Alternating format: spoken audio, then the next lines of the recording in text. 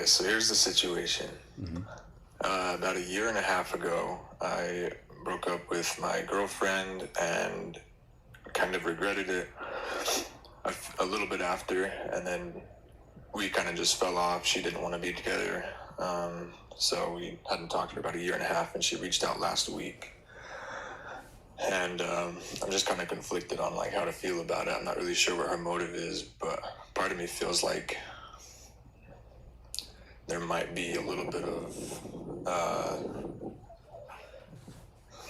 I don't know how to say it. I guess lack of self-respect if we were to get back together. Like we both kind of made that decision, and now she's coming back, and I just don't really know how to feel about it. Right. So why did you break up with her originally? I feel like I was under a lot of pressure. She was going through a tough time grieving the death of a family member throughout our relationship, and I think that it eventually just took a toll on me to the point that I couldn't handle it. And I just wasn't emotionally mature enough to handle that pressure. And so I think eventually it just took a toll to the point that I thought it was best for us to separate. Right. Okay. In what way did it take a toll on you? I think it was just the fact that I wasn't really there for her. I felt like I couldn't be there for her. I couldn't relate. I didn't know what she was going through. I didn't know how it felt. And eventually that just kind of led to thinking that it was best that we separate. Okay. How So long? yeah, I think it was just most being the best person for her that I could be, Gotcha. knowing she was going through that. Gotcha. How long ago did that occur? Um, the death or the The break, separation? the breakup. The breakup happened about a year and a half ago. Okay. Okay. And how did she come back? She messaged me on Instagram, and she just said that, she just asked how I've been, and we just kind of went from there. Okay. And you're trying to think if this is like a good move to get back together? Yeah, I just don't know what her motive is. I don't know if that's what she wants, or if she's just trying to maybe kind of like clear the air. I'm just not really sure how to feel about it in general. I don't know if it's something that I should entertain or if I should just kind of, because like I said, it feels like there's almost like a lack of self-respect if we were to try to continue trying to make it work. Like I just kind of feel like the ship has sailed, if that makes sense. A lack of self-respect on whose end? Hold on one second, Chief. Hello? Mark. Yes, I'm live right now. Yes. All right, I'll call you back. All right. All right. Sorry about that. Grandma was blowing my phone up. I thought somebody died. All right. We're back. So, Yeah, I feel like kind of like a self-respect issue on both of our ends because I was the one that ended the relationship. So I feel like on her end, it'd be kind of a lack of self-respect for her to come back to me, after that incident. Because, right. Obviously that was kind of, she has reason to dislike me for doing that. Like that's really hard to deal with, the death of a family member. Sure. But then on my end, I just feel like I kind of had enough time to move on and to kind of, I don't know, I've never gone back to an ex before. I've never done that. And so I feel like it would be kind of a lack of self-respect on my end as well to kind of go back to somebody that I already made the choice to end it with. No, that's not what's going on here. I don't think either one of those things are the real narrative. I think you feel shame around how you left, and you don't want to face that shame. Yeah. That's all it is. So, I also question, like, I wonder if in that time period that we were separated for a year and a half, I do wonder if maybe in her, experience with, dating other men, she did mention she had a situationship that kind of crashed and burned because when I broke up with her, I tried to get her back and she was basically just like, no. But anyway, I wonder if in that year and a half, if the experiences that she had made her realize that like we did actually have something good, and so like that's why she's reconnecting, is because she wants to give it another try. But I don't know if I'm necessarily like feeling the best about that either. Feeling the best about what? That she probably dealt with somebody else in the interim? No, I mean that's not the issue. I think the issue is more so that like that's the reason why she's coming back, is because it's like almost like she's gonna settle for, something that was at the time that we broke up. It was like, no, like I'm not gonna do this. Right. It was only after the negative experiences with other people that See, drove her. you're to doing reach a out. you're doing a lot of like storytelling without any kind of data. Like if your first problem is you don't know why she's reaching out, then entertain her so that you can get clarity on that and then make your decision on the back end. You don't have to like meet up with her or talk to her and then decide right there. You have more time to think through things, but first you need clear data from her on where her mind is at. Yeah. But I will say that if you haven't worked on or are willing to work on the capacity that you have in order to, truly connect with someone, even in bad times, then you definitely got to figure that out too. Because if not, destining yourself to fall into the same pattern the next time you'll hit a speed bump. Yeah.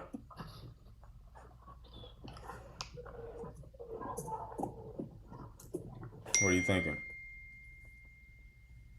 I'm not sure. Just we've already hung out twice since the conversation started, and from what she's said, it's just hard to know like what she's really looking for. And she forgave me for the mistakes I made, and yeah, I don't know. I just conflicted is all. Okay, so let's just see what she has to say, and then cross the next bridge when we get to it. Let's not try to figure out like all the possible scenarios that's going on. Mm-hmm. So I guess in that case, like, what is like the kind of questions that I need to be asking? I'm sure you don't really need to ask any questions. She obviously is the one who reached out to you.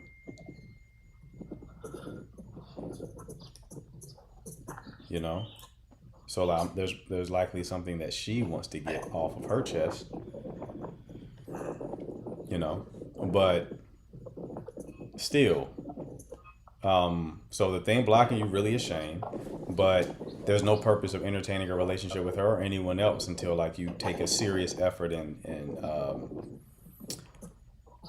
kind of healing your avoidance. Yeah. Yeah, I've been kind of wondering if that's maybe the move would just be to kind of, instead of, trying to fix a relationship with someone else, maybe instead just focus on that relationship with myself until I have more clarity. Here's the thing. You can only really heal your attachment style in a relationship with someone. You could build capacity while single, but if you're someone who leans avoidant, like your worst thing to do is like, I'm gonna spend more time with myself. Yeah, that's what you prefer to do. That's not gonna do anything.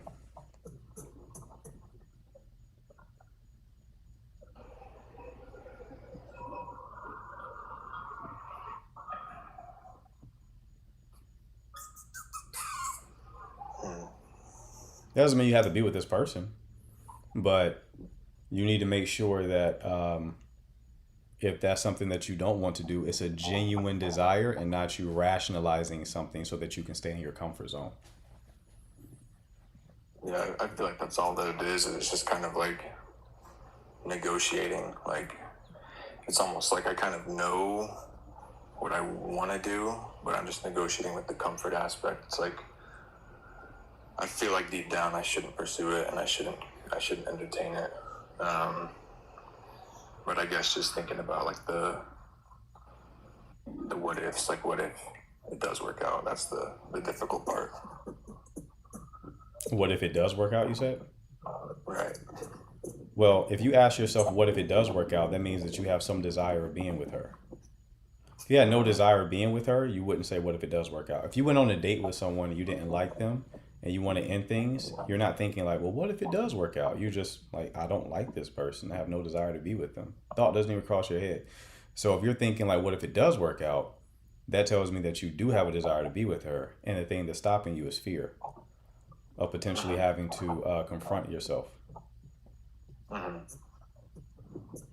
guess part of it too is like, and I know this is, you know, it doesn't truly matter, like, but like I guess I just am worried about hurting her again because I already did in the past. Like that's another thing that I worry about is if she's reaching out with but like this isn't about her, right? Because replace her with any other woman. If you haven't cultivated the capacity to face yourself and put yourself out of your comfort zone, you're gonna hurt everybody that you're with. So don't date at all. Then. Don't date anybody. Yeah. This isn't about her specifically. She's not special in the situation. It's that once you hit a point of intimacy that you're uncomfortable with anybody, you're going to run from that situation. That's the trap that avoidant people fall into. It's like they forget that that's going to be something that's with every connection, and they like specify that particular person. It got nothing to do with that particular person. It's just the pattern that you're in. Yeah. So it's not going to change until you change, and you change by making a different decision, and that decision will require you to face yourself and tolerate discomfort.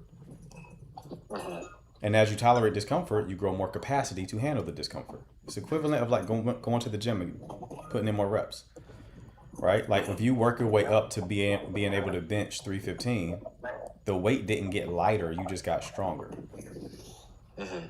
That's essentially what you would have to do. But you, in this analogy, are the fat person avoiding the gym.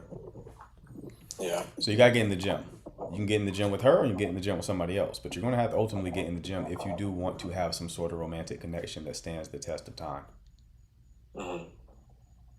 Curious. Seeing the chat, you've been to other lives. What did the other dating coaches tell you? I was on Jared's. Jared just kind of said, get out of there. Don't do it. He did he? I don't know who this person is, but yeah. This is probably some better advice for you. So I would say, yes, the work is to actually face yourself. Yeah. It's not about this person. Your growth lies in being able to tolerate intimacy. If you cannot tolerate intimacy with her, you cannot tolerate intimacy with another woman. So it's up to you when you want to solve this problem. Do you want to solve it now, or do you want to solve it 10 years from now after you break other hearts and then still build even more shame on the people that you hurt?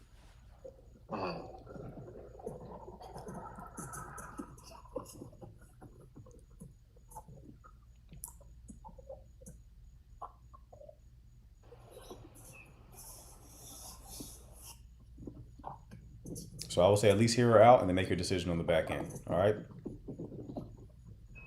All right. All right, brother. Best luck to you, man. All right.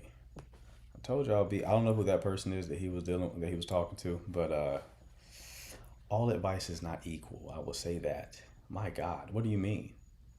People, they can't zoom out. I find that when people give advice like this, they can't zoom out and look at the bigger picture.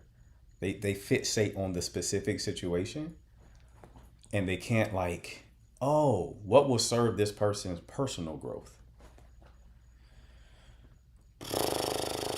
Be careful who you listen to. That's all I can say. Be careful who you listen to. Okay. You have another caller?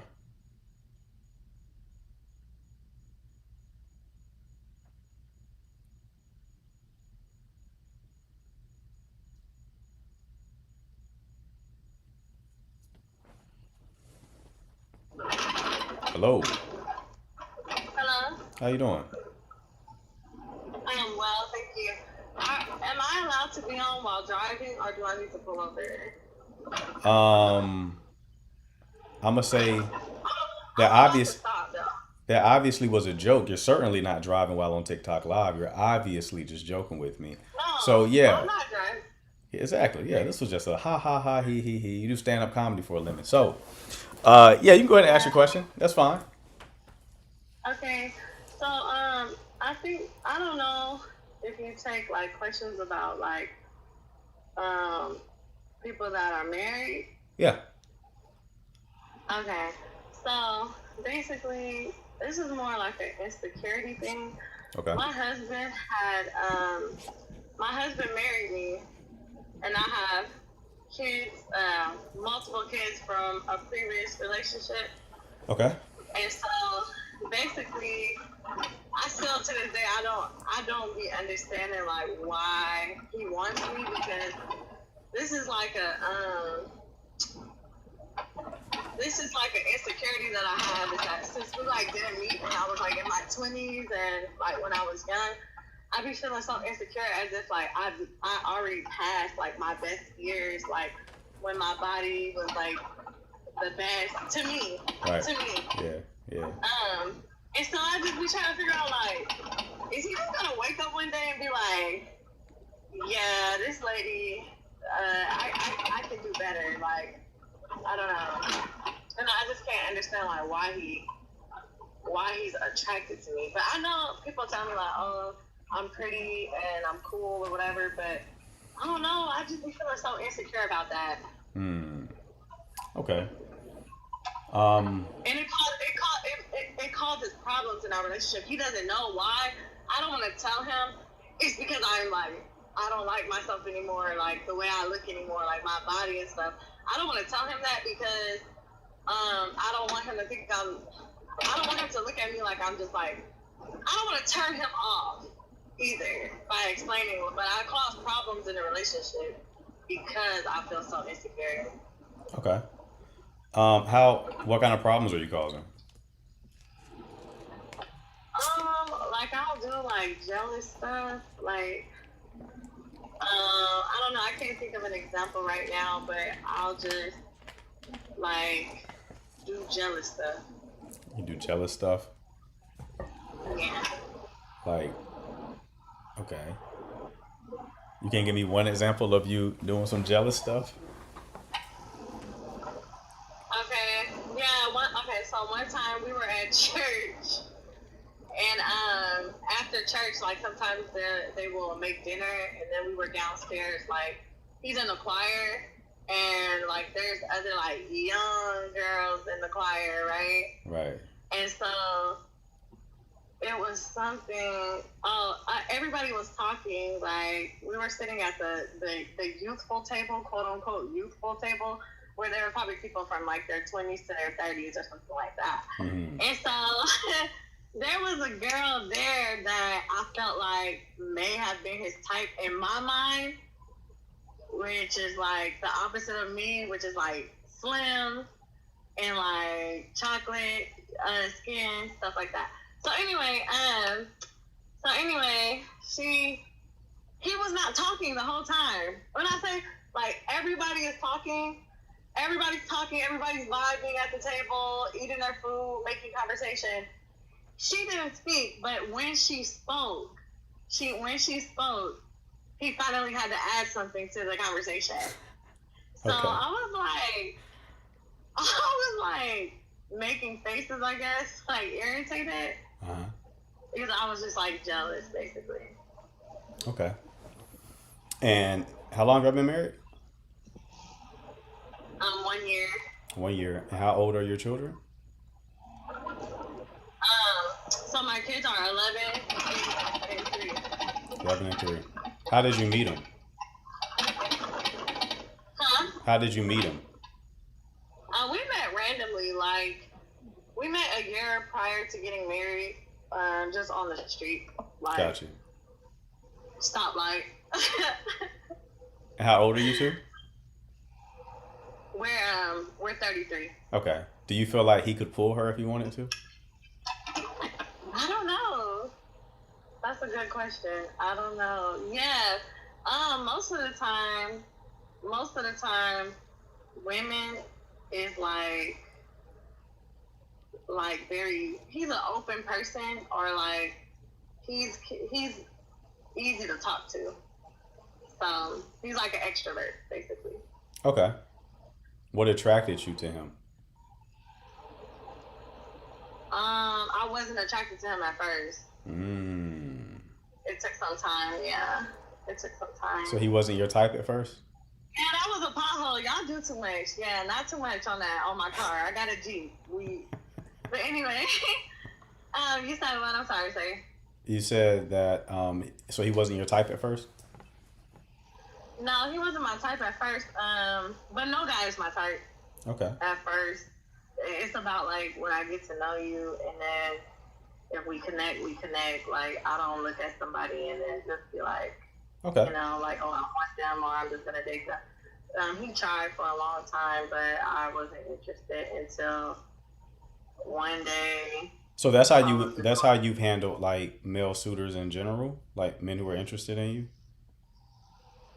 Yeah, I didn't really date. Okay. All right. Yeah. So then how did he win you over? It seemed like it just happened by chance. One day I was actually just like in the mood to like flirt back with people that were flirting with me. But then when we spoke on the phone, it seemed like there was something more. Like we have general interests, like in church, we have general interest in God. Mm-hmm. So that's kind of what.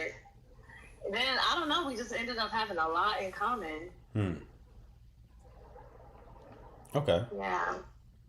So, all right. So he kind of won you over in a sense. So you're like really attracted to him now. Yeah, for sure. Okay. Got it. All right. And why haven't you voiced your insecurities to him? I just be nervous, you know, like Okay. I be nervous. I hate for a man for you to voice something and then they use it against you, like in the future. Okay. I get that. I understand that. But in this situation though, you're married.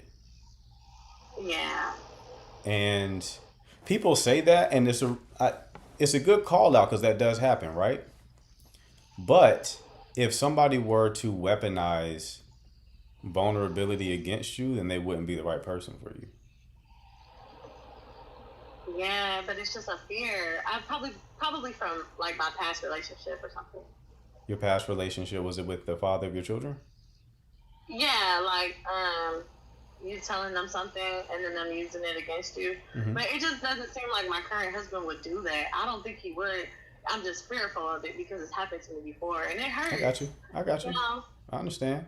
But what you're talking about is a fear of vulnerability, and vulnerability is like being exposed. But that's kind of how you get closer. Because that will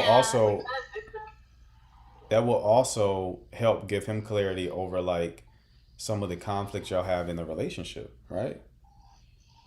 You bringing that to the table and making him aware of it can have like a healing effect. It has a healing effect with the right person. With the wrong person, it's weaponized.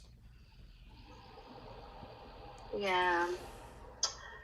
Have you been It able? was worth a try. But have you been able to be vulnerable with him about anything else?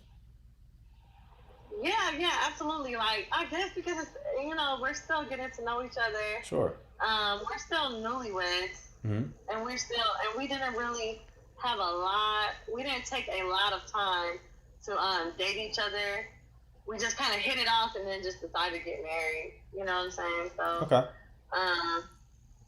yeah, so we're still getting to know each other. So it's been taking me time to like open up and be vulnerable. But it does seem like when I be vulnerable, we get closer. So yeah, you have evidence then. So like if you told me, oh, I've never been vulnerable with him before, then it's like I would even more so understand why this would be so challenging. But considering that he hasn't weaponized your previous vulnerabilities against you, you have evidence that he will be able to take this well. You have no evidence that he'll take it poorly. But you're behaving like the opposite is true. Yeah. And then there's another thing. Like, we were both raised so different. He comes from a 2-parent household. Parents have been married for 30 years. He kind of like follows his dad's footsteps in the way that his dad treated his mother. Me, I come from a crazy background, like a crazy, totally different. So that's where I do open up and get vulnerable with him, like letting him know little by little, like how my childhood was. And so that's where I get to see, like, oh wow, he doesn't really judge me. Although he comes from like a better upbringing, he doesn't really judge me. You know what I'm saying? Right. So yeah. So you got a lot of evidence that he'll take this well. This would be very good for the connection. Now on top of that, so that's like the first part of it. The second part of it is this is a controllable problem for you. You're saying you don't like how you look, you can do something about it. I knew you were gonna say that. You know what I mean? Like, step one would be vulnerable so you can like kind of you can start preventing unnecessary conflict. Because I'm sure relationships in general, I'm sure especially marriage, are going to come with enough conflict. There's no need to add unnecessary conflict to it, right? Yeah, that's true. But then the second part is like, he can assist you with. Is he like in shape himself? So he just started going to the gym.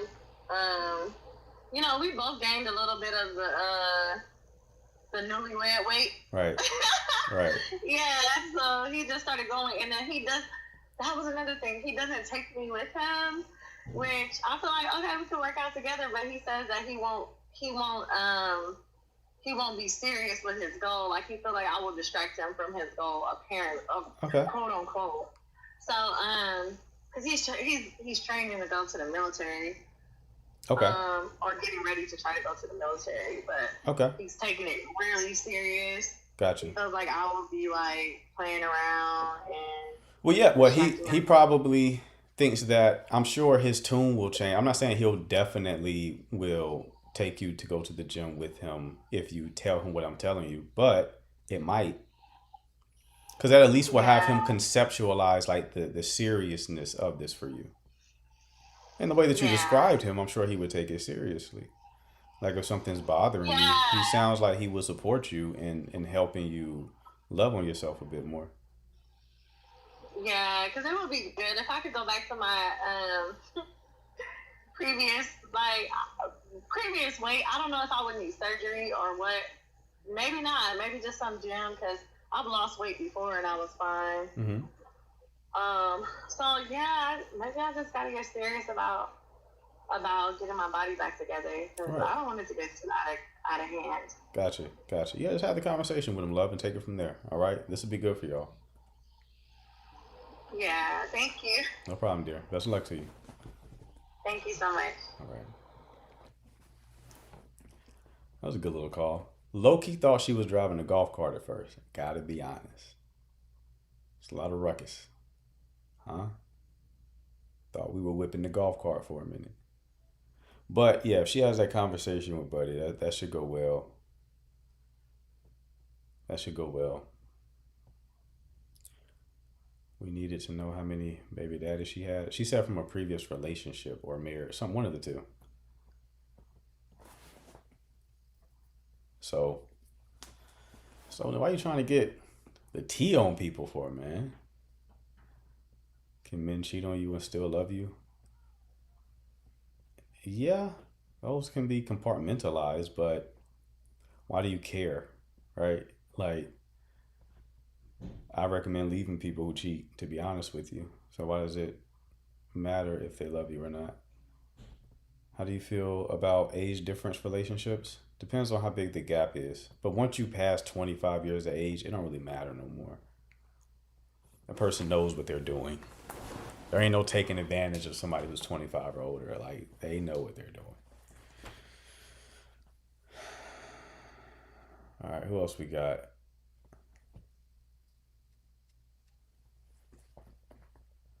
$49 mid-30s. No, that's not an issue at all. Hello.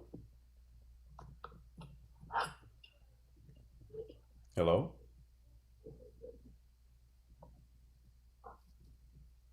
Jazz, are you there?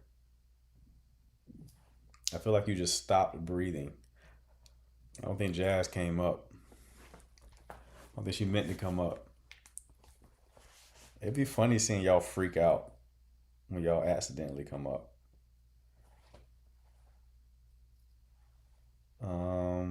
see.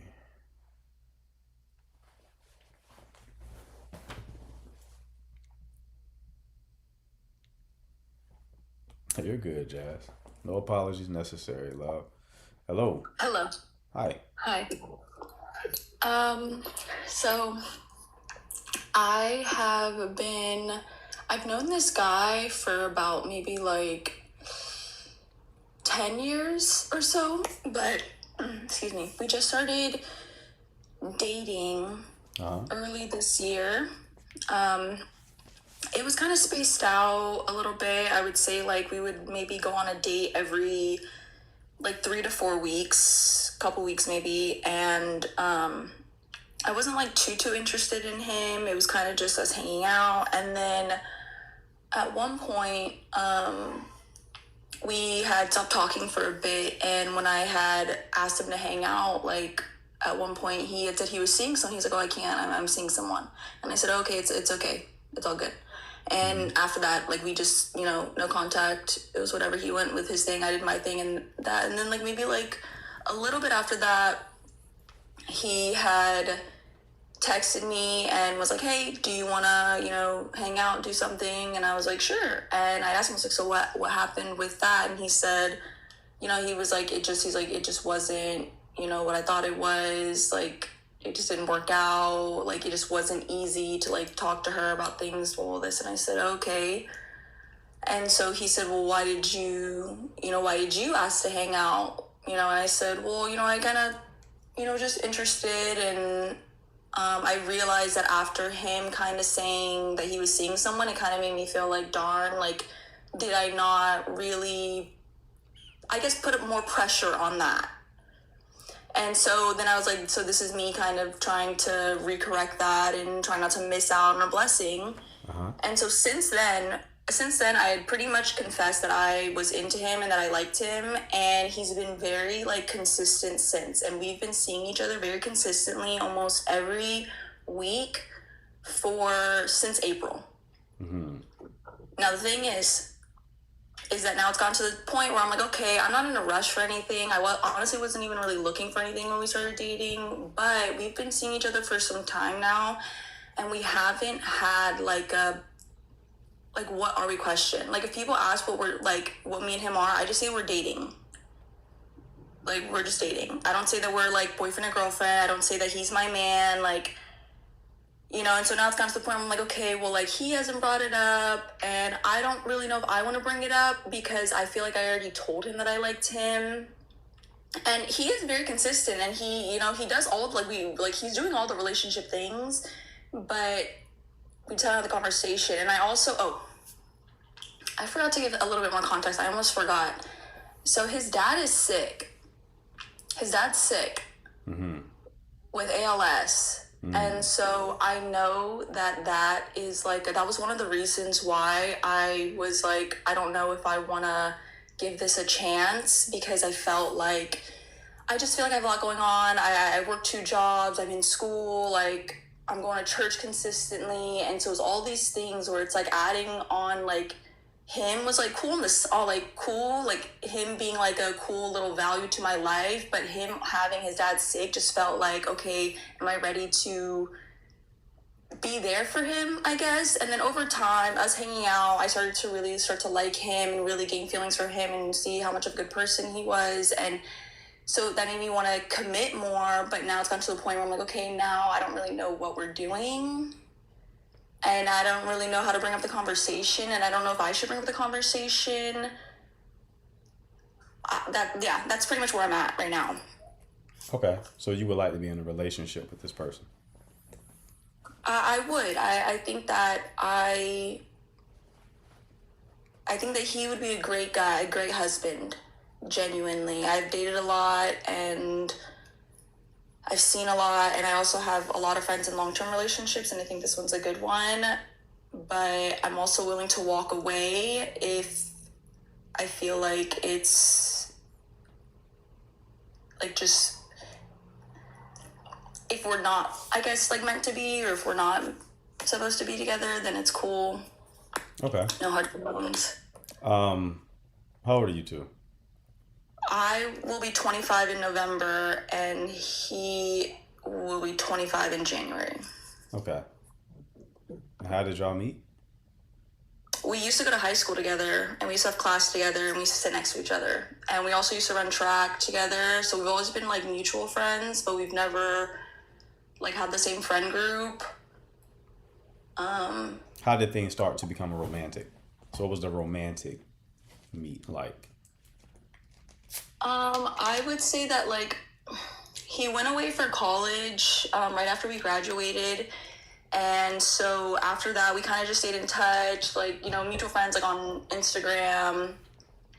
And then when he would come to town, he would just be like, hey, like, you know, I want to hang out. Can I see you? Can I hang out? And so that was kind of a surprise to me, because I was like, oh, we've never really hung out before. And he was like, yeah, like, I just wanted to, you know, see, you know, what's up. And so I kind of dodged him for a little bit, for some years. And then recently he moved back because his dad got sick.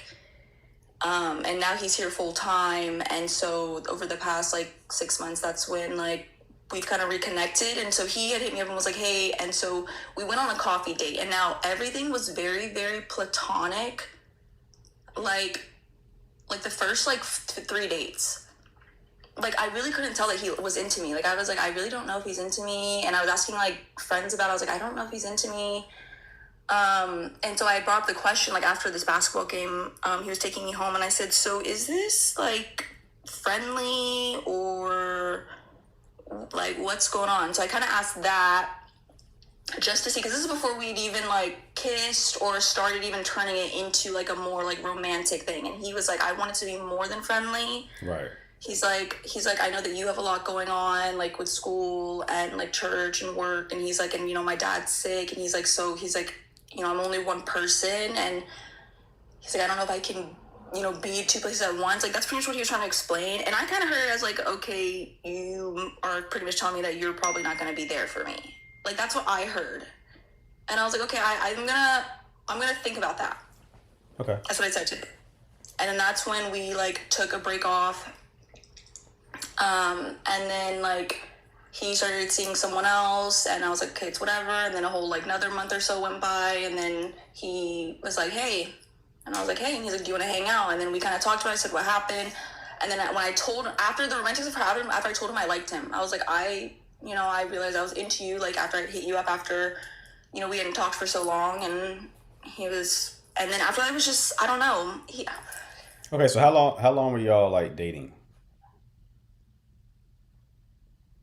Dating, I would say like we've been dating like the past like a cool like 4 months at least, 4 or 5 months. 4 or 5 months. And you said that there was like another woman involved, like he was dealing with you, then went with somebody else? Yeah, we stopped talking for a little bit after he had told me. He was like, oh, you know, you have school and work, and, you know, my dad will this. And I said, okay, I'll think about that. He dropped me off, and then I just didn't say anything to him after that. And that was when like maybe like a month and a half maybe passed by before I hit him up again. And that's when he told me, oh, I'm seeing someone. And I said, oh, okay, it's cool, whatever. Okay, and then another month goes by. When he was talking about saying you have school and work, what was that in response to? That was in response to me being like, okay, is this friendly? Like, what do we, like, are you, like, what are you feeling? My thing was like, okay, what are his intentions? That was really what my question was, and I should have worded it way better. And he had said, well, mostly about his dad, but he was like, well, with my dad, and he was like, I know that you have school and work, and he's like, I don't know if we have, like, the time to do more. And I was like, okay, it's whatever. I was like, fine. Gotcha. So what happened with... That's when I left it alone. Gotcha. So why did the woman that he was dealing with, how did that come to an end? Do you know? I asked him the very first day after we reconnected, and he said that he just felt like she wasn't being honest with him, and that it was really complicated to talk to her. And he said that talking to me felt like it was just a little bit easier. Like it was just more comfortable. Like it wasn't so like difficult to have to like have a conversation, or us to, because so far when we've ever had like any issues between us over the past few months that we've been dating. It's mostly been down to communication. But when I expressed to him, like, hey, I kind of wish that you would have just maybe, like, said something, he's like, you're right, I'm sorry. And then he corrects. And so it's never, like, so far it's been very steady, it's been very cool, but it's gone to a point where I'm like, okay, we're, like, doing all these things, but I don't know what's happening. Got you. Okay. All right. How frequently do y'all see one another? Like, every 5 to 6 days, like clockwork. Got you. All right. So if you've been dating him for 4 months, give yourself an internal timeline. I feel like that internal timeline's coming up, and that's why I'm asking about it. Like, I could feel it where I'm like, okay, I wasn't bothered before. I was like, okay, cool. Like, I'm not in a rush. Like, we're chilling. It's rainbows and sunshines. Like, I'm cool where we're at. And now I'm like, okay, no, I'm getting a little bit, like, I got it. I'm getting in my head, and I could tell that this is getting to a point where I need to place a boundary and say something. All right. I got you. So you want to have an internal timeline. It can be whatever you want it to be. And then when that time elapses, if he doesn't move things forward, after that time elapses, then you draw a line in the sand. You have a conversation essentially saying, this is what you want. If he doesn't want that, cool. But if not, you'll have to part ways. That forces him to make a decision. But you give yourself an internal timeline that you do not share with him in order to give him the space to hopefully move things forward himself. But if he does not do so in that span of time, then you draw that line in the sand and force a decision to be made. But it's not like pressure. It's like clarity. Okay. It's like no harm, no foul. I'm not going to hate you or anything like that. It's just, I just want to be clear. This is what I want. I get you. That's, right. I mean, that's exactly what I was looking for. That my main thing is that, like, I was scared before that me bringing it up would apply pressure, and then it would kind of end things. But then at the same time, I'm also wondering, is like, okay, what is my need for even asking, what are we, if there are relationships that can blossom without ever having a label? Like, it's like, okay, what is my need for a label if I know that he's not doing anything? No, don't even. Yeah, that's again. It's like, okay, I'm not trying to make it. I don't want to make an excuse. It's like, okay, if this is what I need, then I need to listen to what I need, and I need to trust that. Right, because either he likes you and there's just no urgency, or he could potentially be using the signal in this conversation is the woman that he was dating. It wasn't easy for him to talk to, which would suggest that he's possibly using another party for regulation, meaning dating to make himself feel better, potentially due to his father's diagnosis. So the way that he described this woman was like, she won't make me feel better because I didn't really enjoy her, but I enjoy you. So this is a good distraction from my father's situation. And that's another thing I also thought, and that's one of the reasons why at the beginning, like the very beginning, I was very hesitant, because I was like, I don't know if I have, again, the capacity to be being a shoulder for him to cry on, essentially, was where I was like, I don't know if I have the time for that, or if I can do that. What do you mean you don't have the time for that, to deal with that? I have 2 jobs, and I think that's kind of what he was hinting at when he had referred, like, oh, I'm working and I have 2 jobs and I go to school and I have church. Hold on. If you don't have the time to be there for someone, you shouldn't be in a relationship at all. Yes. So that's exactly, so that's my point, was where, like, at the beginning I was like, oh, I don't know if I want to do that. And then over time, when we started seeing each other some more, I started getting feelings for him, and that's when I had confessed to him that I liked him, and that's when I had decided, I was like, no, like, I would make the space, because when you love, or when you care about somebody, you would make the space for them, and I was choosing to make the space for him. Gotcha. Once I felt that way. Gotcha. Now, here's the thing. Now, what gives me hope for this connection is the thing that the signal that you told me that went against him using you for regulation is you bringing up points of friction or conflict, like, oh, I want you to communicate better. Normally, if somebody's using you for regulation, a lot of the times, the moment shit ain't smooth sailing and peaceful, they get going. So you're telling me that you brought up some degree of conflict, and conflict doesn't have to be a big argument or a big fight. It could just be like, oh, I'm unhappy with this, or I would like this to change. And if you're response He's to been it. he's been very receptive. That's a good sign. So that means that he may not be just using this for regulation. So that's why I say that this could potentially go in your favor. But still, have that internal timeline and have that conversation when that timeline elapses, Okay. and you'll get the clarity you're looking for. All right. Okay, thank you. All right, love. You take care. You too. All right. Adam, what's going on? Hey, what's up? Chilling. What can I do for you, bro? Yeah, I was wondering if I could just like tell the story of something that recently happened with my ex-girlfriend and maybe like try to understand like how I'm feeling and maybe how she felt in that situation. Is that like valid? Sure. Yeah. As long as you got a question on the back end of it, yeah, that's fine. Yeah. So basically I had been back and forth with this girl for close to a year. And we eventually made things official about a month before I graduated. Now, she went to go to Africa for the summer to do like some research, and I went to go visit her. And, we agreed that this trip was going to be very beneficial for our relationship because, we were going to be long distance going into the fall because I would be working full time in another city and she'd still be in school. And so, anyways, I had got there. She was very emotionally and physically distant from the time I got there. And at first, I was trying to not take it personal.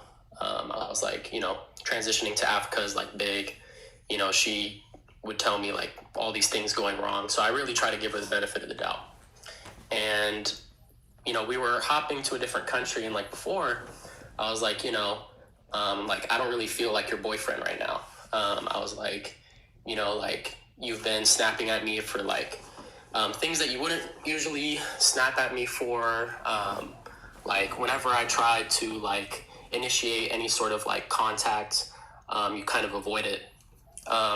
I should probably preface with about 2 weeks before I had left to go to Africa, I had mono. And so she was really nervous about, me possibly transmitting that to her. So at first, like, that's why I thought she was so, like, distant from me, was like she didn't want to get it from me. But there was just, like, other signs where, like, she was still trying to eat my food and stuff. So I was like, okay, like, it can't just be mono. So we hopped to this different country. I know mono is, like, crazy. I got mono because, like, actually, I don't know, but, like, I think it was just because, like, it was senior year, sharing drinks, whatever. Guys, I swear it's not that bad. But, or I didn't do anything. But basically, we had hop countries, and, like, in the time that we were in that other country, like, it was still kind of persisting.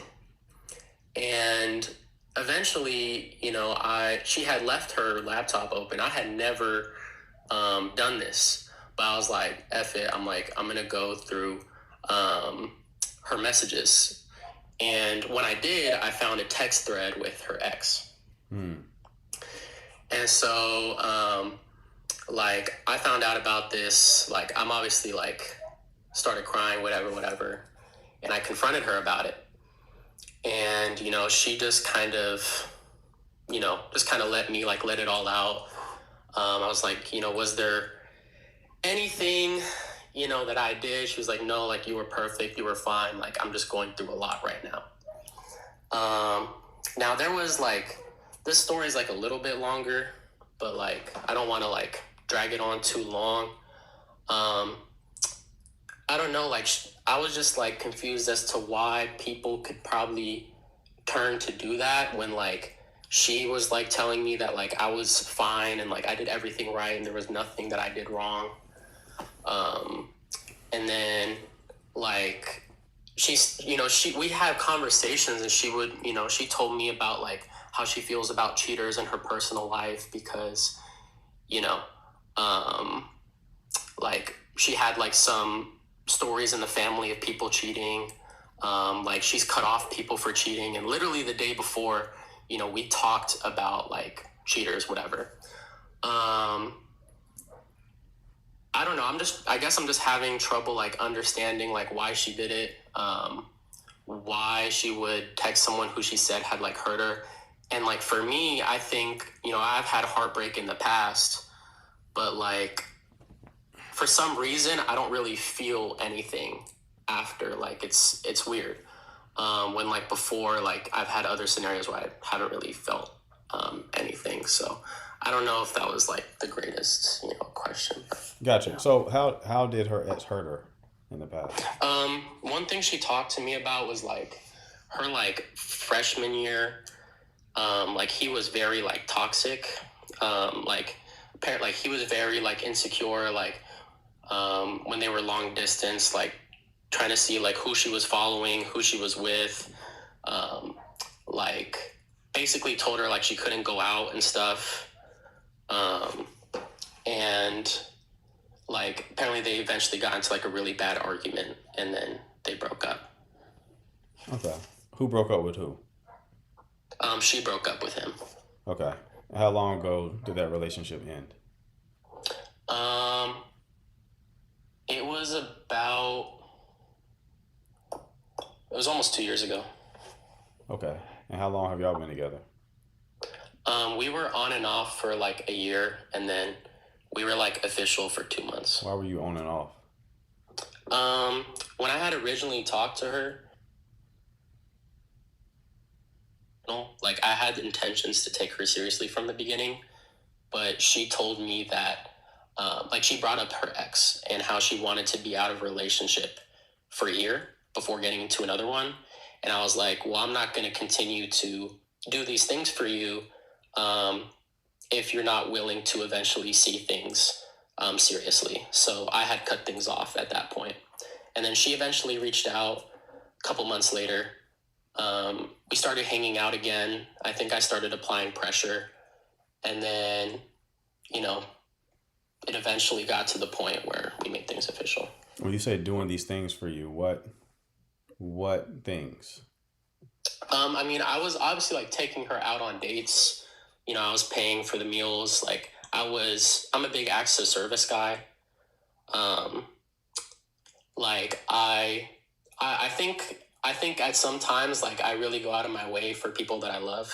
Obviously I didn't love her when we were dating. Like that's crazy to say, but like I was doing relationship things for her in the beginning. And I was like, you know, if there's no intention on your end of things ever becoming serious, then like I'm not going to continue acting this way or doing things for you. Does that make sense? Mm-hmm. And why did you go to Africa with her? So basically, it was just like you know, she's there for the summer, and I don't know, it was just like going to be a trip. It was going to be some time like for us to bridge like that distance. Did she ask you to go? Yeah. Okay. All right. Well, I can't tell you why she cheated, man. Yeah. It's typically a character flaw. Sometimes, I don't know her relational history, but sometimes if a person is in like a toxic dynamic and they stay, a lot of the times that's a reflection of what they're used to. And if they get, even if they verbally claim they want something better, if they were to receive it, they're not used to it. So they find a way to get back to what they're used to, you know? Yeah. What did the text thread contain? It was like a day after our 2 months, she like was texting him. She's like, oh, you know, like call me, whatever. Like, what are you up to? They like sent pictures, but like I didn't even see what the pictures were because they weren't like loaded. And then like she had said something along the lines of like, you know, while you're in the gym, like send me a picture of like your biceps so I can see like my investment or whatever. And so like he did, and she was all like, oh, like Yeah. Pretty I attractive. think Pretty attractive guy, huh? I actually never saw his face, but Did she ever give you that kind of energy? what? Like, That energy that she got from that she was giving him via text, like showing that she's really into your aesthetics. I think, yeah, no, for sure. Okay. Like, I never had any doubt about that. I think, like, there was, one of the things that you have said in your, and she's definitely left alone. I broke up with her as soon as I Good. saw the text. Good. When you talked about, like, the safety versus spark, I think, like, I definitely provided that safety.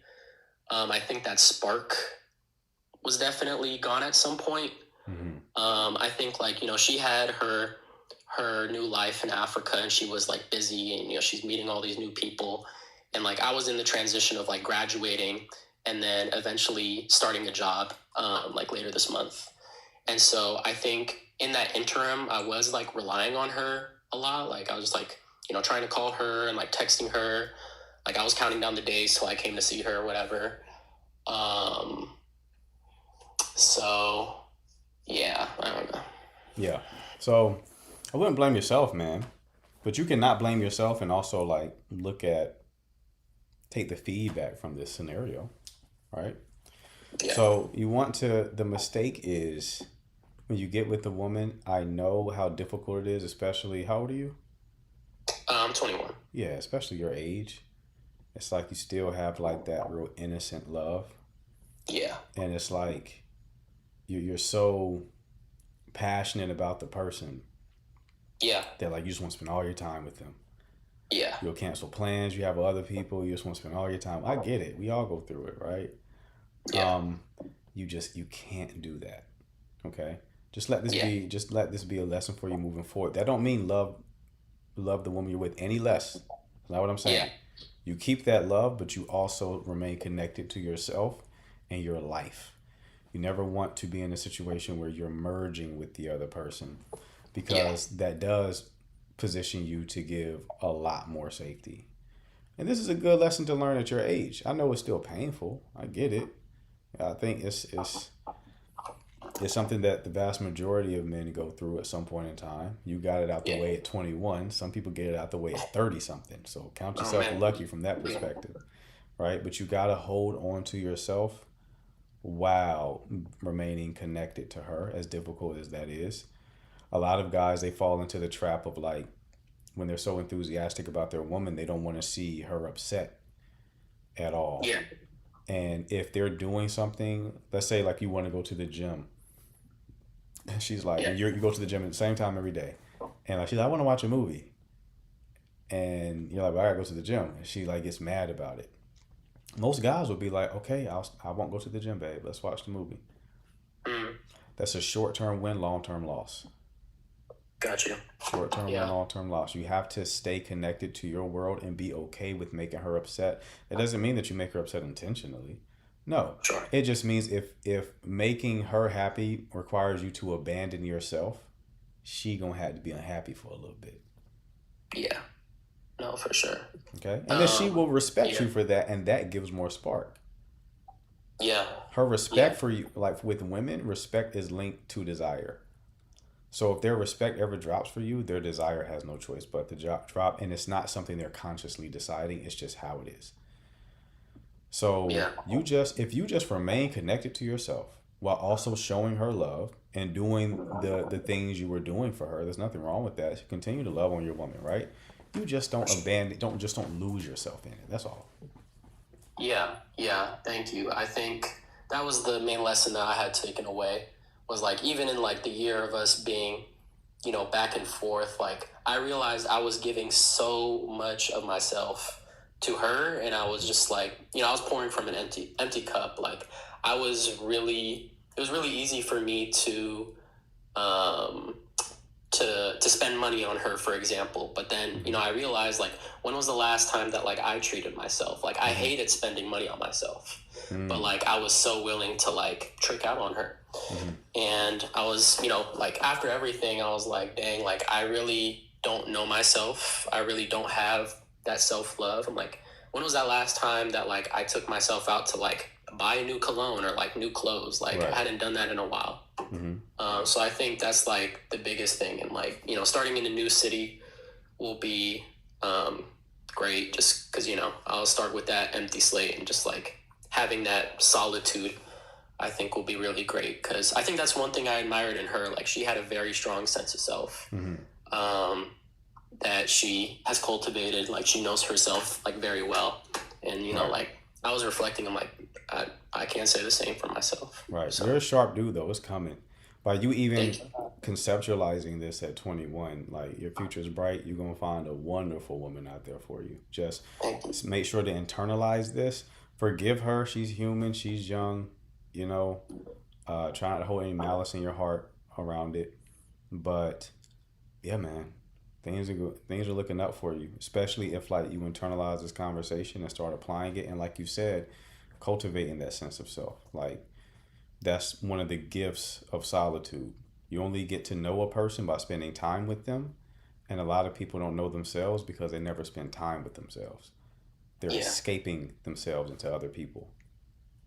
Yeah, that's great. So, yeah, I think that is just like the main takeaway is like, you know, obviously taking the lesson and just like becoming stronger in my self-love. So, You got it, bro. Yeah. Come back anytime, Thank all you. right? Yeah, thank you. All right, Chief. You Have a take good- care. Bye. It was a good conversation. He's going to be just fine.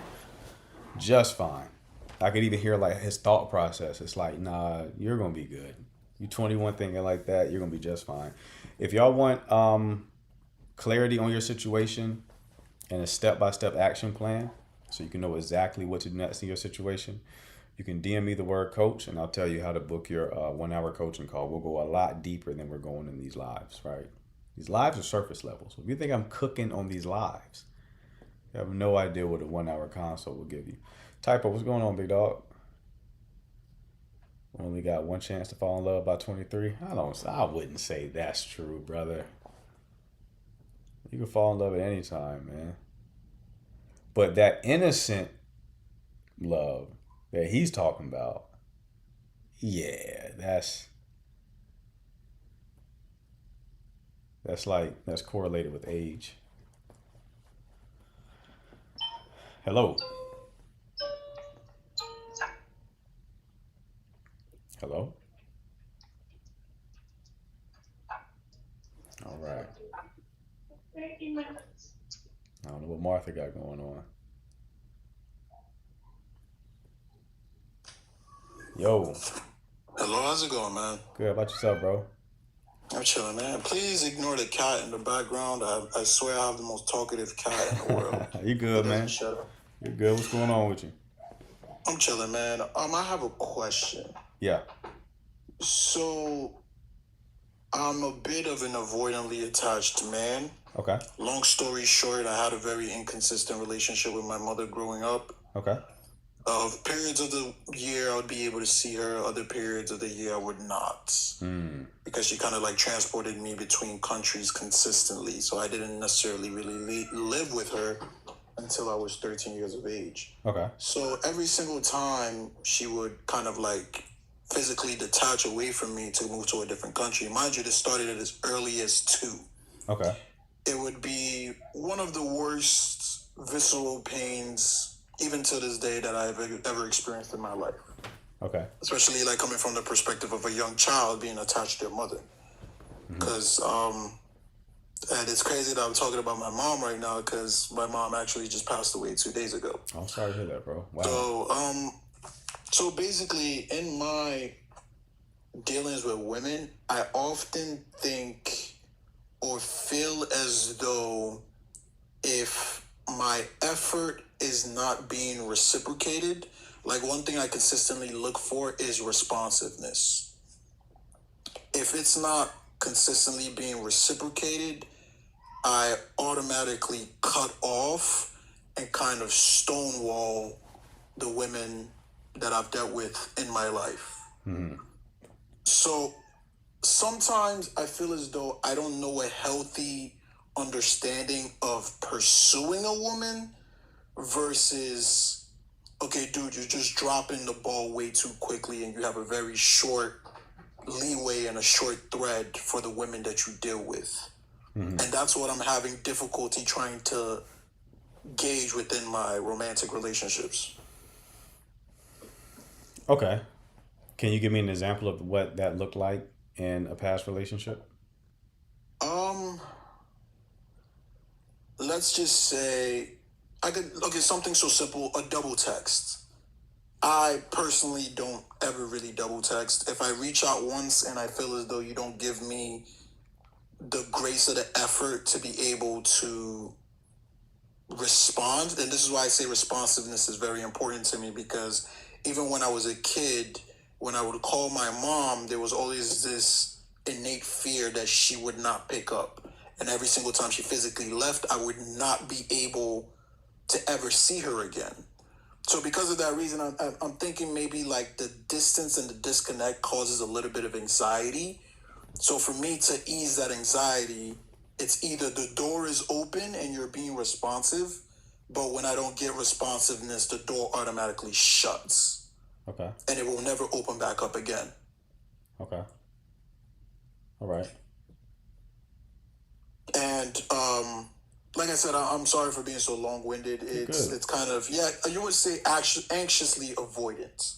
I think it's a little bit of both. It's anxious and avoidant. And especially the fact that we live in, I personally believe, an attention dating economy, that a lot of women are just vying for meaningless attention and have no interest in actually building connection. I feel as though that my filter is good, but up to a certain point, it becomes destructive to my overall ability to be able to connect with women on a deeper level. I'll give you, I'm sorry, like I said, I'm sorry for being long-winded. I'll give you a perfect example of this situation, because I just thought of one. My ex-girlfriend, who we didn't get back together, but we started hooking up and started seeing each other. We had a certain situation whereby I did something that I acknowledged that I was wrong for to her roommate. She wanted me to do the dishes in order to make it up to her roommate. Mind you, her roommate was not the one that came up with that reconciliation. So when she told me to do it, I told her no, because I don't want to do it. Now, if your roommate came up with that plan and then she told me, fine, because then I'm making it up to her. But it's not in your place to decide how I make up my wrongdoings to somebody else because you were not part of the situation. So she told me, then I think you should just leave, because I was at her apartment. And then I asked her, I'm like, do you, like, seriously, because of this one petty situation, you want me to leave? And she said yes. In that moment, I completely emotionally shut down. I picked up all my stuff, did not make any eye contact with her, walked straight out the door, and she ran after me, basically almost crying, like, really, you're really going to do this? And I told her, like, if you're going to kick me out over something so petty, I don't think we could ever be in a relationship, because if this minor conflict caused you to completely kick me out, when we will have to deal with something a lot more serious in the future, I do not trust you to actually be there in the fire with me. So I just thought of that as like a specific situation of that. And till this day, I haven't talked to her. Okay. And I take it your goal is to have a relationship. Yes, it is to have a relationship, not specifically with her, but it's to have a relationship where there's a certain level of responsiveness when it comes to dealing with one another. Because like I said, responsiveness is something that I look for very much so. How are you defining responsiveness? Kind of, if I reach back out to you, you reach back out to me. When we're talking, you don't just leave me as like a blank, complete, like you're ignoring me. and I don't want to say ignore because ignore comes off as like somebody you're just talking to, but I'm talking about like in the aspect of building an emotional connection with somebody.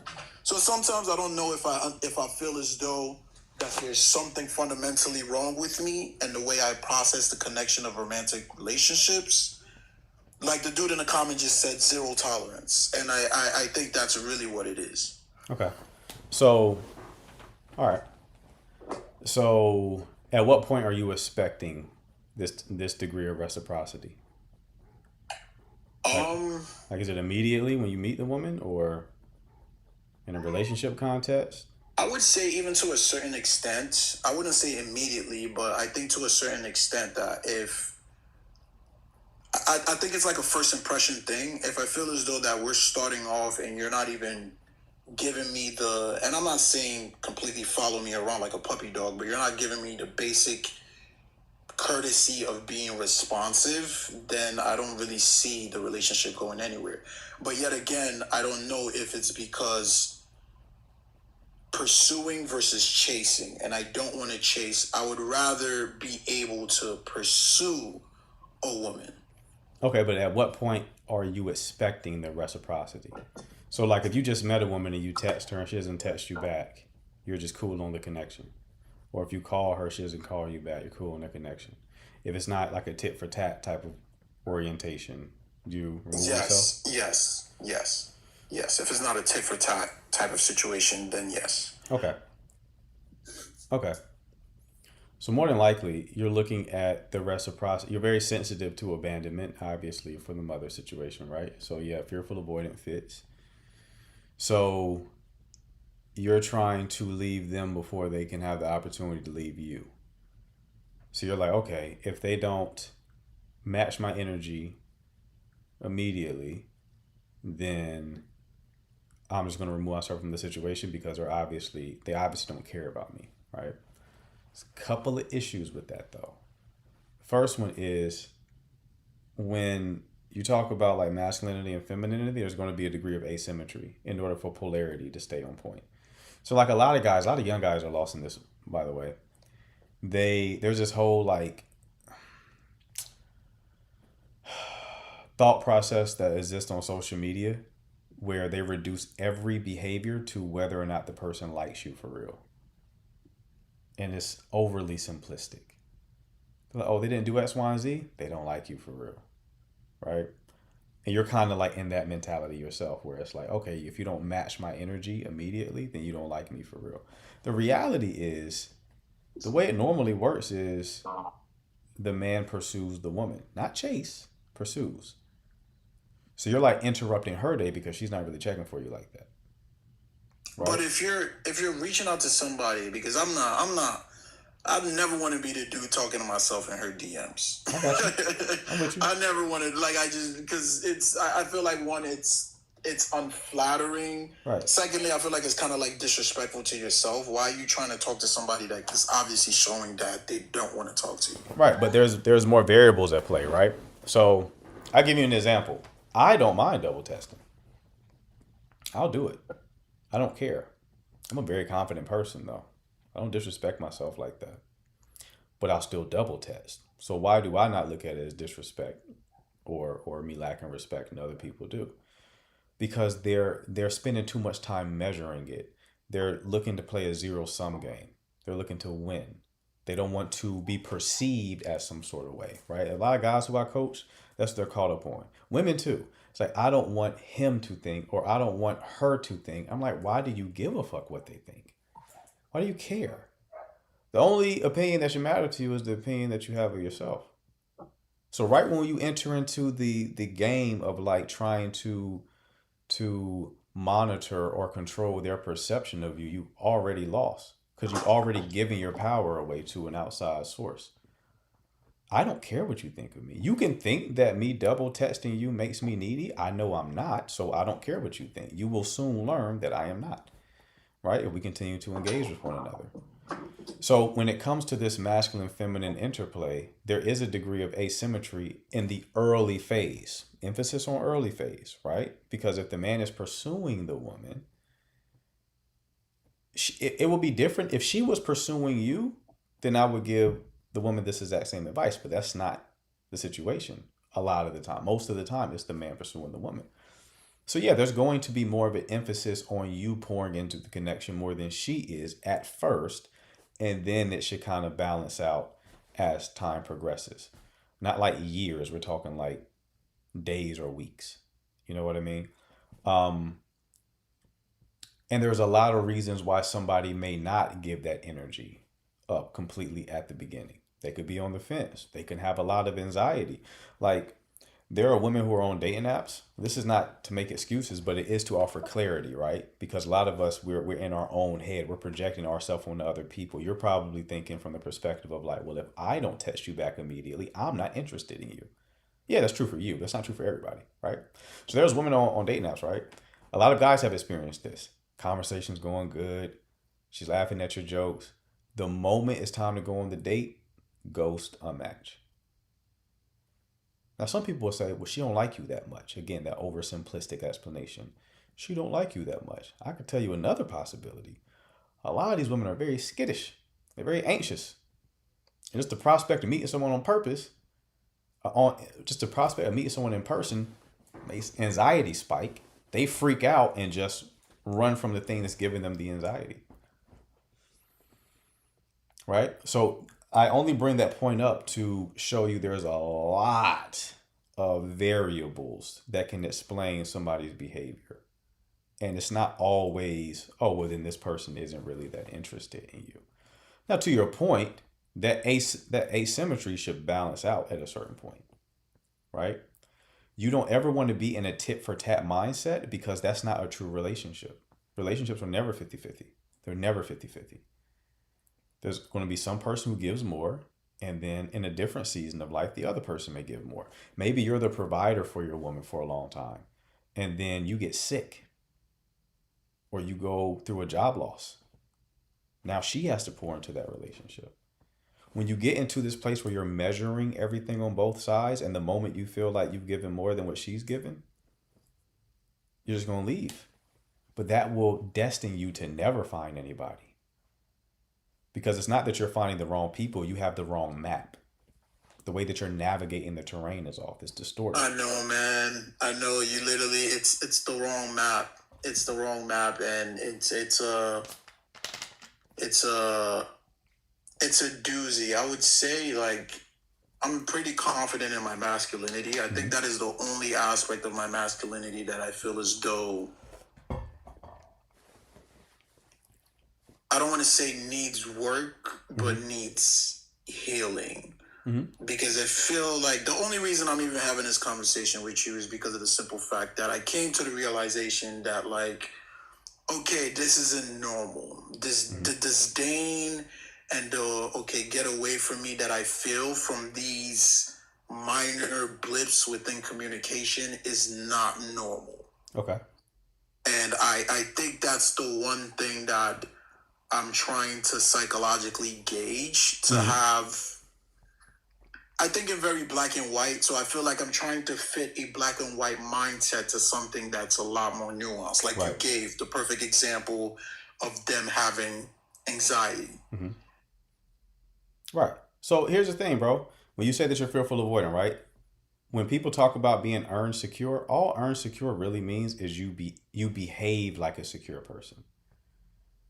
So like, I come from anxious attachment. I'm earned secure now. I still feel anxiety. Romantically, still something I deal with, but my behavior doesn't match how I feel. It matches that of a secure person. Thus, I'm earned secure. So there's some healing that you have to do, but you don't have to be in a position to where you're fully healed before. I don't even believe in the prospect of being fully healed, by the way. But you don't have to be there in order to start having some romantic success. You just have to update the map in a way that will empower you to behave more securely. Here's how you do it. Right now, you are defaulting to what your feelings are telling you to do. But your feelings are organized or optimized for you avoiding abandonment. So you're going to always find a reason to leave. There's always going to be some minor issue where you can look at it and be like, you're giving less than me here, so I'm out. So what I do with clients, both anxious and avoidant clients, is create if-then plans, right? So when it comes to leaving, here's what I want you to do. I want you to put constraints on that. Because if left to your own devices, you're going to find 1,000 different reasons to leave. So the way to mitigate that is write down a couple of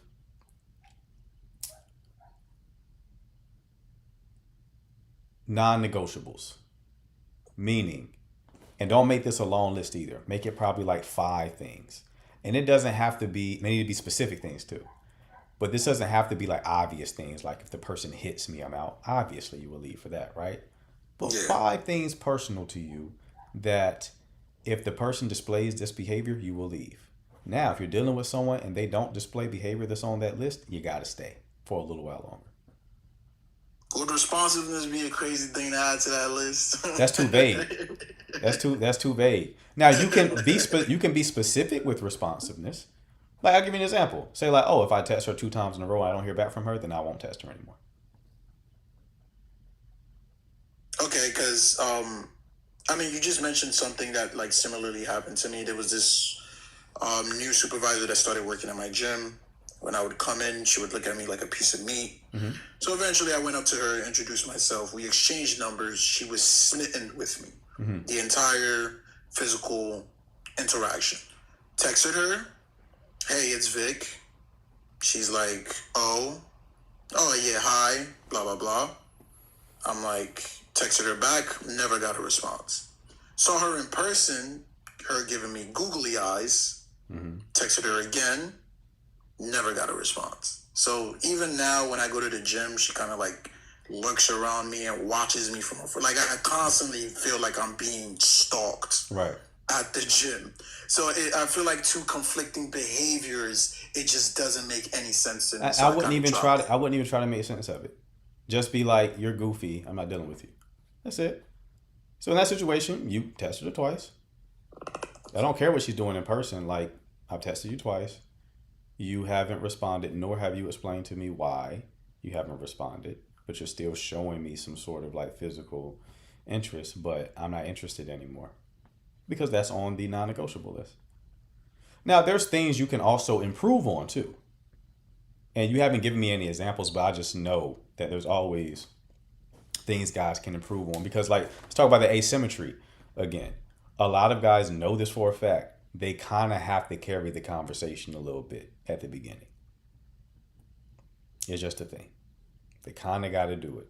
Sometimes it's because the woman isn't really interested. Sometimes it's because she's a pretty girl who never learned how to have a real conversation.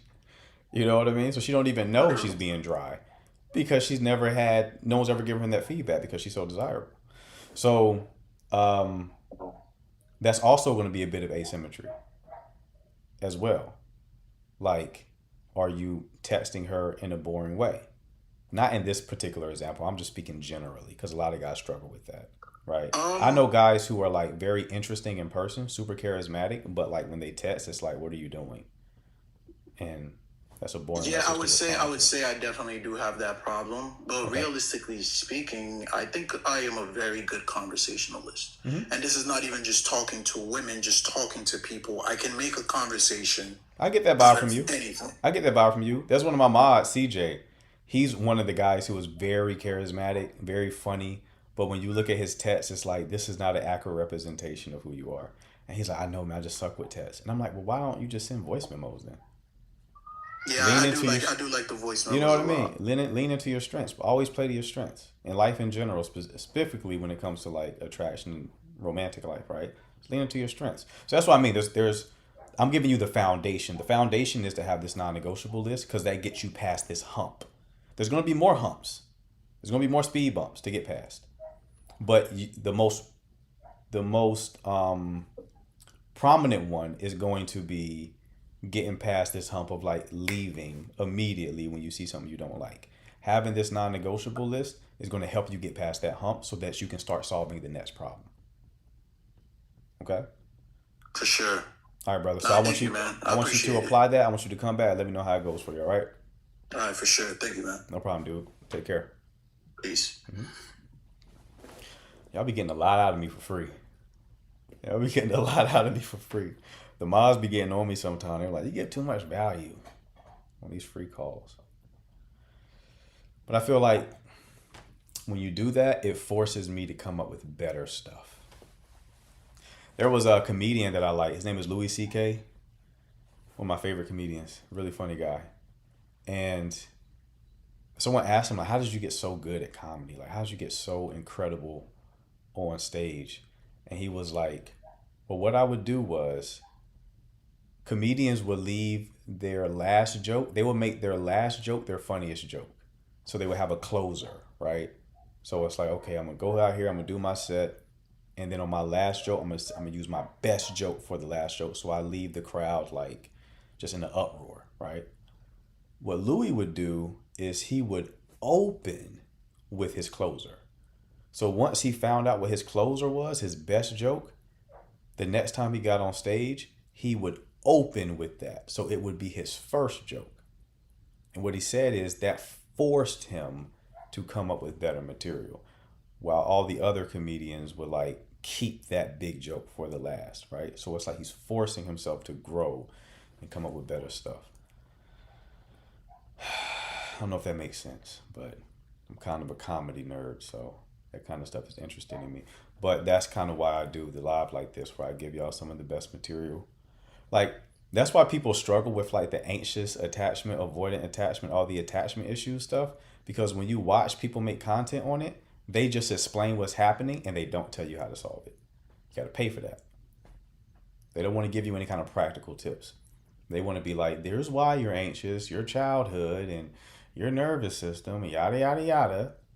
And you're like, okay, then what do I do? And they're like, you know what to do. Click that link, right? Understandable.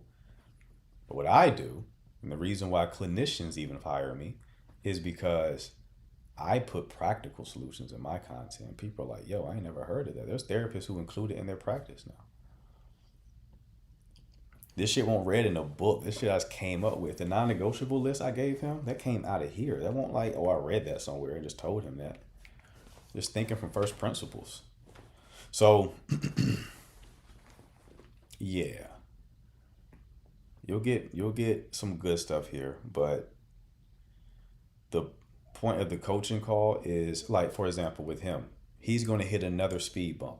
If he was on a coaching call with me, I would identify what the next problem would be, and then the problem after that, and the problem after that, and then give him the tools ahead of time to solve them. And I would also give him multiple tools to solve the problem that he's currently having. Because we just have more time to talk about it, right? I don't have all that time on this live to talk to people forever, right? So if you want even better advice and strategies than what can be shared in this live, just DM me the word coach and you can schedule your coaching call. No more calls tonight though. Enough free advice out of me. You could drop a question in the chat, however, while I'm still here, and I will answer it there. I don't know if y'all hear my dog outside barking. He's so annoying. Oh my God. What is it with golden doodles who just need to be up in your skin? Does anyone have a golden doodle? He just yelping his little ass off outside. It's almost as if he's like, I'm not supposed to be out here. What am I outside for? I'm not supposed to be outside. Coach, how you celebrating? I'm going to New York this weekend. So hung up with the fam today for my birthday. And this weekend I'm taking a trip there. Live it up a little bit, you know. And then we got the mod trip, right? We're going to Dallas August 14th through the 17th. So if you want to pop out, come to Dallas. You have kids? You have a son, 10-year-old boy. He's in the back right now. Lindsay, I'm not celebrating the birthday for real till this weekend. You likely won't see me this weekend. I might pop in a little bit, but you likely won't see me this weekend. How old are you? I turned 36 today. Where will you be in Dallas? I don't know. Danny, Maz, where we gonna be in Dallas? We got an Airbnb there. We got an Airbnb there, big Airbnb. We opened it up to the chat. We still got some space, people. Do we still got some space? We got a few people flying in, and they're booking hotels. Appreciate you, Ladybug. Yeah, they're booking hotels in Dallas, and they're going to come through. And then we got quite a few people staying in the Airbnb. It sleeps 23. It sleeps 23. We're capping it at 14. Too many people. Too many people. You want to join? You want to join, like, come to Dallas in the hotel, or you want to stay in the Airbnb? Anyone who wants to stay in the Airbnb gotta hit up Danny. He's handling all that. Yeah, 23 would be crazy. That's way too many people. That's way too many people. But everybody's staying there. We got the mods staying there. I'm staying there. A few honorary mods as well. So we got Bobby coming through. And I thought I was older. Damn, Ladybug. Why do you think I was older? You seeing these grays? I got like 2 grays on me. What's Danny's? Danny, are you in the live? And Danny as in Danny Abraham? Yeah. I think. Is it Danny? I don't know what Danny's last name is. You here? Danny, come up real quick so they can see you and then add you if they want to come to the Airbnb. Appreciate you. Yo. Hey. Yeah. So that's Danny. You would need to, if you want to stay in the Airbnb, you would need to follow. You need to follow Danny. Shoot him a message. He'll send you a form to fill out. Obviously, you got to pay your way. Obviously, right? Price will be discussed with Danny. Me and him both put a stack on the Airbnb, so to make it cheaper for everybody. But yeah, he'll send you a form. Fill it out. We got what, 2 slots? I think 1 at this point. Okay, we got 1 spot left. We got 1 slot. We got 1. First come, first serve. And we only have that 1 slot because somebody else was like, oh, I'm gonna stay with my friend instead. So that slot opened up. And only drinks, food, fun, or is this all business? Oh no, this ain't business at all. Ain't nothing about this business. We were going to do like a live Q&A. And then I was like, wait, I got to do it. Like me and Dan was like, we should do a live Q&A, right? I was like, no, I have to be the one to actually answer the questions. No, we're not. No, I'm enjoying myself. So yeah, that's Danny. Hit his profile, give him a follow, shoot him a message, let him know you're interested. He'll shoot you a form. Faster you go ahead and lock things in, the faster you'll confirm or like lock in your spot. All right. All right, D-Money, I appreciate you, brother. Thanks. Is Dallas just men? No, we only can accept women for this slot. For this last slot, only women. Glad you asked the question. No men. We got enough men. We got enough of those. Enough of those. All right. So, sorry, fellas. You missed your opportunity. Who's the guys? We got me, Danny, Sale, Bobby, CJ. Is that it? Yeah, that's it. That's it. Kiana said we don't have enough, actually. The only reason why we're it's only women is because like some of the rooms are shared, right? So the slot that's open it's like a woman slot. We don't want to throw a man in the room that has where some of the women are sleeping. Yeah, Kiana definitely is trying to she's trying to make sure things are equitable. I get it. I'm sure there'll be more than enough guys in Dallas for you, Kiana. We definitely gonna pop out. Then we're doing like a barcade on Saturday, if I remember correctly, because I'm a big fan of barcades. Love barcades. Someone getting their ass whooped in pool though. I don't know who want to challenge me in pool, but just know you're getting your ass whooped. You're getting your ass whooped. Jess, you ain't. Don't worry about it, Jess. Jess, I'm sure you have your hands full. Don't worry about it. We don't need you scoping the scene now. You'll be fine. I'm gonna take care of you. Yes, Backyard Dallas on the 15th. Okay. Yeah. So anyone who's like flying in, we're going to Backyard Dallas on the 15th. That's a barcade. So it should be a good time. It should be a good time for sure. I got to get some fits. It's going to be hot. I need to put on that Loverboy linen. You feel me?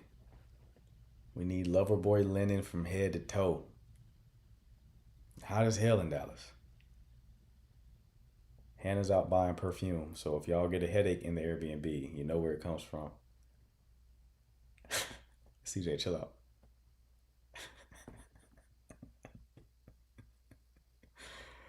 Chill out, man. Chill out. Yeah, Hannah says she smells amazing, so I'm looking forward to seeing what that's all about. Head to toe, man. Linen socks in this bitch. Linen, linen, linen. It's gonna be like 100 degrees in Dallas. I've been looking forward to getting into the jacuzzi, and it's like, well, damn, I'm being that bitch sweating. Huh? Sweating. And we got good energy too. Everybody's been vetted. Somebody was like, you staying with random people in Airbnb? I'm like, no, everybody's been vetted. Mark's soup is delicious, actually. Very healthy. It's like the fountain of youth. You feel vibrant after you taste Mark's soup. Hannah, in case you didn't know. But it's not for men. Men cannot consume Marquette soup. Men cannot consume it. It is not for male consumption. Yeah, I'm looking forward to it. I wish we like planned it in July instead of August. Low key. We were trying to give everybody enough time. We're just like, it's another month. Damn it. But the time will fly for sure. Is there anything else? If y'all want to see past recordings of these lives, you can subscribe to the YouTube channel. Bobby is to blame. Fuck you, Bobby. Want to make eye contact when I say it. Yeah, the Signal Dating on YouTube is the name. Link is in the bio if you ever want to watch these past lives. And is there anything else? I think that's everything, people. So if you're new here, make sure to follow. I'll go live twice a day. I'll be live again tomorrow at 12 p.m. Eastern time. So if I didn't get to your question tonight, I will get to it then. Yeah, that's going to do it for me, people. Appreciate the mods. Appreciate the chat. I will see you all tomorrow. Y'all take care.